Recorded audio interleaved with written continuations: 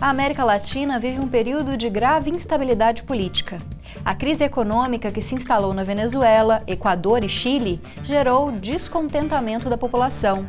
Os protestos deram origem a conflitos entre manifestantes e as forças policiais e resultou em prisões, mortes e um grande número de feridos. O clima de incerteza está presente também na Argentina e no Uruguai, por conta das eleições para presidente.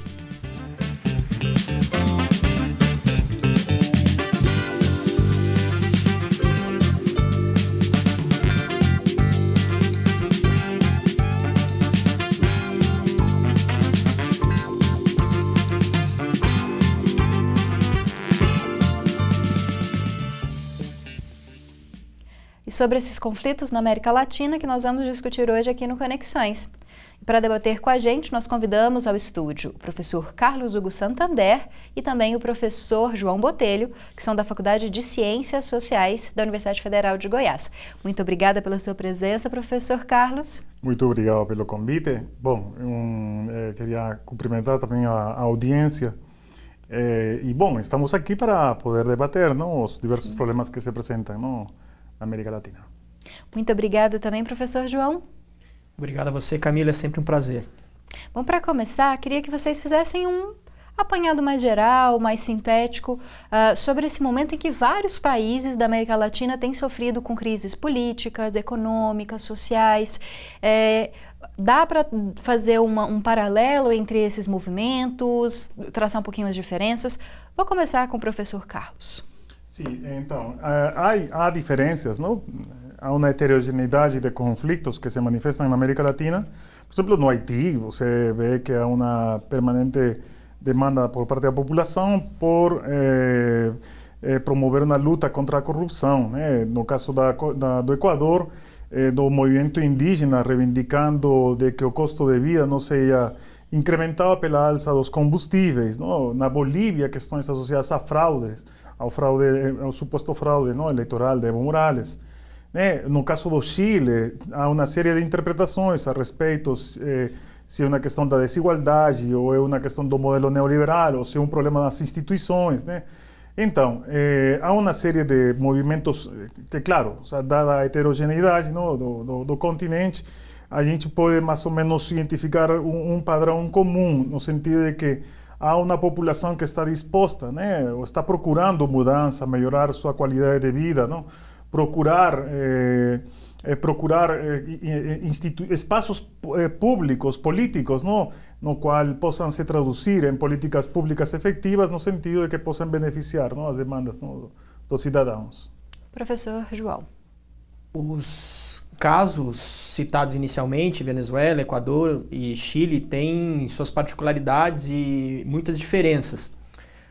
Na Venezuela, o mesmo grupo ocupa o poder desde 1999 e adota um modelo econômico completamente diferente ao do Chile, por exemplo. No Equador, o mesmo grupo ocupa o poder desde 2007, mas o atual presidente, Lenín Moreno, rompeu com seu antecessor e padrinho político e adotou um modelo econômico diferente. No Chile, houve uma alternância no poder desde a redemocratização, mas o modelo econômico é o mesmo. O que eu posso dizer o que eu posso identificar de comum entre esses casos e suas consequências é que há uma disputa hoje na América Latina em torno dos significados e das possibilidades da democracia e também o quanto as populações estão dispostas a aceitar de mais sacrifícios. Bom, professor Hugo, Carlos Hugo, né? O que o senhor poderia dizer? Acho que o conflito mais violento, de maior amplitude é o da Venezuela, né? Que há anos tem enfrentado com questões políticas, econômicas, a migração dos venezuelanos para outros países. Em que ponto que está hoje essa situação? Existe alguma saída em vista, algo que pode ser feito? Já se falou até mesmo de intervenção de outros países na Venezuela, os Estados Unidos também têm falado disso. Então, uma situação que está praticamente paralisada, no sentido de que uma situação de fatos consumados. O governo de Maduro continuará, a situação de refúgio cada vez mais se amplificará, com certeza. Até hoje não há nenhum tipo de reflexo de melhora da economia venezuelana. Então, eu acredito que a crise permanentemente se arrastará, né? Vamos saber até quando. Pelo menos o que se manifesta na Venezuela é que não há uma situação de... Por mais de que exista uma pobreza bastante extensa, não há necessariamente protestos, como por exemplo no caso do Chile, porque são situações diferentes, não? Com certeza. Então, pelo menos até agora, a Venezuela se vai manter inalterável nesse sentido. Professor João, o que você pode contribuir dessa análise da Venezuela e dessa situação que tem se prolongado nos últimos anos? Eu diria que se houver uma solução no médio prazo para a Venezuela, virá da própria dinâmica política venezuelana e não de intervenções, seja lá de quem for, na situação política do país. É claro que grupos internos buscam apoios externos, mas só há a possibilidade de avançar em algum sentido se for possível algum nível de consenso das forças internas. O que, concordo com o Carlos, não está no horizonte. Inclusive porque na Venezuela, de parte a parte, ou seja, quem governa e quem está na oposição, tem havido uma irresponsabilidade tremenda com a população do país. O que menos se leva em conta é a população, são as necessidades da população, com prioridade para os cálculos políticos de cada grupo. E a gente vai para um intervalo. Daqui a pouquinho voltamos para conversar um pouco mais sobre a América Latina. Acompanhe o nosso programa ao vivo pelo canal 15.1 do Sinal Aberto, 21 da NET e 15 da GB HD TV. Além disso, você também pode conferir o programa pelo site, pelo aplicativo da TV UFG, pelos perfis do Facebook e do Twitter e também pelo canal no YouTube.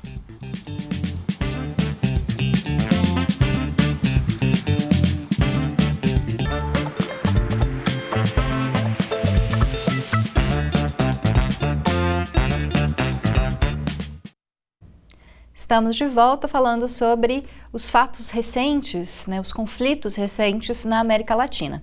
E aqui no estúdio nós contamos com a presença do Carlos Hugo Santander e do João Botelho, que são professores da Faculdade de Ciências Sociais da Universidade Federal de Goiás. Bom, professor João, vou começar com o senhor agora. A última crise que a gente acompanhou foi a do Chile, com protestos que foram reprimidos de forma muito violenta, mortes, pessoas que ficaram cegas, com uso de bombas, de gás. E há pouco tempo o Chile era visto como um país que estava estável economicamente, ele era visto como um modelo econômico até mesmo para o Brasil, para a reforma da Previdência do nosso ministro da Economia. O que aconteceu no país, dos últimos anos, que levou a essa combustão agora? É difícil ser preciso, determinar o que possa ter ocorrido, mas há sinais claros, na minha opinião. Assim como o Carlos, eu tive a oportunidade de morar e trabalhar no Chile, e da última vez que estive lá, fiquei com uma impressão muito forte sobre o quanto a vida das pessoas lá foi privatizada. Pense em você ter que lidar com uma empresa como são as de telefonia celular no Brasil, para tudo na sua vida, a começar por algo tão fundamental como sua aposentadoria. É assim no Chile. A concorrência existe formalmente, mas na prática os planos que essas empresas de aposentadoria oferecem são muito parecidos e não dão alternativa às pessoas. Então, essa sensação de que a sua vida foi privatizada foi se aguçando e combinada com falta de mobilidade social, empregos precários da nova economia. Isso levou a o que acabamos de presenciar, a esses protestos tão explosivos que para alguns podem ter parecido uma surpresa, mas que em alguma medida estavam como que pairando na possibilidade de que cedo ou tarde eclodiriam. Professor Carlos, o Brasil tem visto o Chile como um modelo, e tem falado muito em privatizações também, em redução do Estado, a mudança da Previdência que foi aprovada. É um bom caminho ter o Chile como exemplo, sabendo que a população tem vivido, que o professor João destacou? Bom, eu acredito que Chile se tem sobredimensionado em quanto a ele ser publicitado como um modelo, porque desde 1974, quando Chile se torna, adopta políticas neoliberais, vamos ver de que até hoje passa uma série de dificuldades, né, muito sérias, significativas, não? Em termos de poder incrementar, não, a própria renda, não, per capita, não, o próprio PIB, então melhorar todos os seus indicadores, a diferença de outros países asiáticos que nos anos 70 já tomaram um rumbo completamente diferente e muito mais eficiente em quanto ao crescimento, distribuição de ingressos, etc. Então, Chile nunca debió ser un modelo, ¿no? Porque, por ejemplo, también en el Perú también se considera que Chile era un modelo, y para o Brasil también no acredito que sea un modelo a ser seguido. O problema es de que, claro, o sea, si uno observa, ¿no?, esa gran heterogeneidad también cuando a gente fala de heterogeneidad da América Latina, o Brasil es tan heterogéneo porque es prácticamente un continente que implica, ¿no?, pensar cómo es que se cruza una diversidad de variables, continentais, si comparamos, por ejemplo, con el caso de Chile, que es prácticamente una lingüiza, ¿no?, un país tan pequeño, no, una población tan pequeña, casi más o menos homogénea, vamos a decir, homogénea no étnicamente, mas digo homogénea en términos de acceso, ¿no?, aos serviços públicos, né? Claro, não são de qualidade, não, tudo bem, mas de alguma outra forma, não, a infraestrutura ela se distribui mais ou menos de forma homogênea. Agora, no caso do Brasil, é muito mais complexo.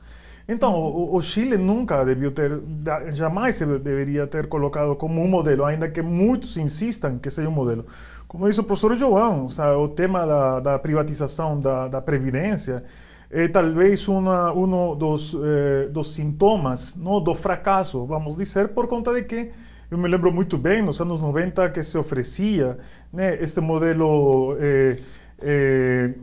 de previdência, no qual supostamente o trabalhador iria ser muito bem compensado, dado que os investimentos que faziam as administradoras privadas dos fundos de pensão, eles teriam uma rentabilidade muito grande por conta de que eles fariam investimentos que iriam maximizar o lucro dentro do mercado internacional. Isso nunca aconteceu. Nunca aconteceu, então os chilenos hoje recebem, sabe, muito menos que um salário mínimo. Professor, eu vou ter que passar para uma outra pauta, porque senão a gente não consegue falar sobre tudo, porque são tantos casos, né? Eu acho que um caso que o Brasil recebeu menos informações, que foi menos coberto pela mídia, é o caso do Equador, também com revoltas populares por causa da questão econômica. Dá para explicar um pouquinho o que acontece também no Uruguai? Se parece com o Chile em alguma medida, ou com a Venezuela? No caso do Uruguai, não, do Equador, perdão. No caso do Equador, não, foi a alça dos combustíveis, no sentido de que, de forma muito semelhante ao caso do Brasil, foi indexar o preço dos combustíveis ao mercado internacional. Então, isso implicava de que o Estado renunciava aos subsídios que otorgava, não, ao combustível, mas o segmento mais afetado eram as populações mais pobres. E qual é o segmento da população mais pobre? É o segmento indígena. E mais que um segmento muito organizado, não? Politicamente muito organizado. E eles responderam de forma contundente, paralisando no Equador e fazendo retroceder o presidente Lenín Moreno para que os subsídios continuem. Bom, é uma questão de estratégia de gasto fiscal, não? Que o governo assume sua responsabilidade para dar soluções e não para gerar problemas. Então, pelo menos acredito de que o governo terá que dar algum tipo de resposta a fim de que o Equador também não entre em colapso. No caso do Uruguai, bom, está em eleições, segundo turno, mas o maior problema do Uruguai é o fato de que é da segurança pública, né? Que inclusive no primeiro turno se colocou como parte da eleição, não? Um referendo, se aproveitou de fazer um referendo no qual os uruguaios deveriam votar se as forças armadas deveriam participar na segurança pública. O povo uruguaio rejeitou essa proposta. E sim, claro, é normal, quando geralmente os países vão adquirindo, não, um maior nível de ingresso, não, a violência também cresce. Então, não é que a maior ingresso, menor violência, não. Então, no caso do Uruguai, se mostra isso, não? E essa discussão. Professor João, o senhor acha que... Bom, me chamaram para colocar o comercial, então a gente vai chamar o comercial e eu volto com o professor João, que falou um pouquinho nesse bloco daqui a pouco. Você continua conferindo com a gente esse debate a respeito da situação da América Latina. E você pode contribuir com o nosso próximo tema. Só mandar o e-mail para jornalismo@tvufg.org.br ou então pelo WhatsApp, no 99181-1406. Além disso, você também pode mandar perguntas e sugestões pelo aplicativo da TV UFG. Ele pode ser baixado gratuitamente no Google Play ou então pela leitura do QR Code que está na tela.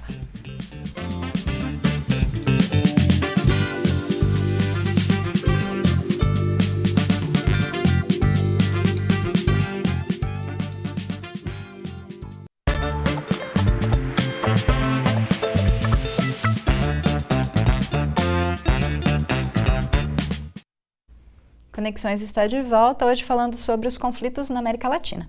Estão conosco o Carlos Hugo Santander e o João Botelho, professores da Faculdade de Ciências Sociais da UFG.